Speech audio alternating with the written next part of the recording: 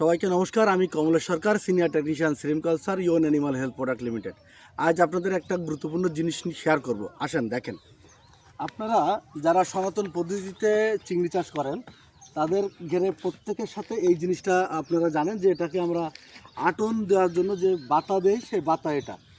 এই বাতা দেওয়ার সময় আমরা যে জিনিসটা করি, এখানে জলের গভীরতা কম এবং এই কম জল গভীরতায় আপনারা যখন এই বাতাটা আপনারা দেন, অনেকেই দেখা যায় যে আপনাদের ঘেরের মাছ কিন্তু সুস্থ আছে, কিন্তু আপনারা যে আটন বা চারো বলেন, এখানে আপনাদের কিছু মাছ মারা পাওয়া যায়।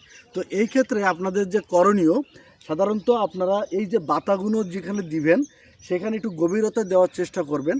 এবং যদি আপনার ঘেরের কোনো সমস্যা ছাড়া শুধুমাত্র আটনের ভিতরে মাছ মরা মাছ পান, তাহলে আপনাদের সবথেকে প্রথম কাজ হবে এই যে বাতা এখানে দেওয়া, এটা উঠায়ে আরও 10 হাত সামনে অথবা 10 হাত পিছনে আপনাদের প্রথমে দেওয়া উচিত। তাতে করে হবে কি, আপনার ওই যে জায়গাটায় বিভিন্ন ধরনের গ্যাসের সৃষ্টি হতে পারে, অক্সিজেনের স্বল্পতা হইতে পারে, তার জন্য আপনার মাছ মারা যায়। আপনারা যদি এটা 10 হাত আগায়ে অথবা 10 হাত পিছায়ে আপনারা স্থাপন করেন, তাহলে আপনারা এই সমস্যা থেকে পরিত্রাণও পেতে পারেন। ধন্যবাদ সবাইকে।